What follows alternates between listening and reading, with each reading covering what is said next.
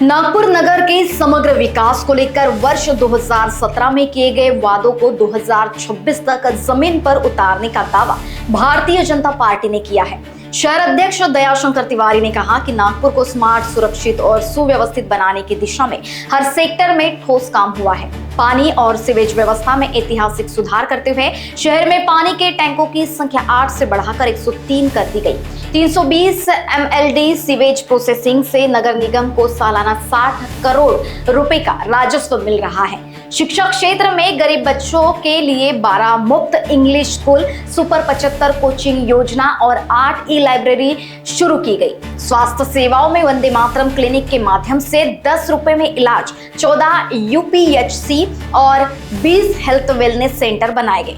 2980 करोड़ की concrete smart traffic system, e bus सेवा, green project और प्रधानमंत्री आवास योजना के तहत 21,000 घरों के साथ नागपुर ने विकास की नई पहचान बनाई है। तो वहीं राजस्व मंत्री बावनकुळे ने कहा कि बोले तैसा चाले के अनुसार हर वादा पूरा किया गया है। नाही, आता आम्ही खूप समजवण्याचा प्रयत्न केला। आम्ही सर्व देवेंद्रजी, मी, नितीनजी, आमचा हे व्यासपीठ या सर्वांनी त्यांना समजावण्याचा प्रयत्न केला।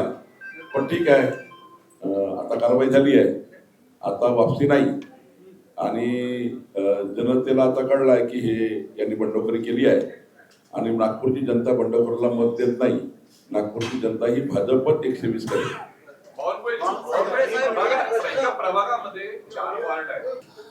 सामूहिक जबाबदारी आहे, सामूहिक मत घेतली आहे, त्यामुळे सामूहिक जबाबदारी म्हणून आम्ही सर्व काम करण्याच्या सूचना दिल्या आहेत आणि बाकी मग आमचे वरिष्ठ नेते आम्ही लक्ष टाकतो, आमदार लक्ष टाकतात, त्या ठिकाणी महापौर लक्ष टाकतात, स्टँडिंग कमिटी चेअरमन लक्ष टाकतात आणि हा जो समन्वय आहे तो समन्वय न देणे हे त्यातली महत्वाची बाब आहे। आमच्याकडे 1,51,00,000 सदस्य संख्या असलेली भाजप आहे। आमच्याकडे 1,00,000 सक्रिय सदस्य असलेला कार्यकर्ता आहे। आमच्याकडे भारतीय जनता पार्टीत निर्णय झाल्यानंतर अवघ्या 8 मिनिटांमध्ये राज्याच्या शेवटच्या टोकापर्यंत आम्ही पोहोचतो अशी सक्षम यंत्रणा भारतीय जनता पार्टीकडे आहे। त्यामुळे उद्यापर्यंत राज्यामध्ये लाडक्या बहिणीला 2.5 कोटी लाडक्या बहिणीपर्यंत हा विषय निश्चितपणे पोहोचेल आणि आपली मीडिया आहे। लोकवाहिनी मीडिया के लिए अविनाश तोतड़े, नागपुर।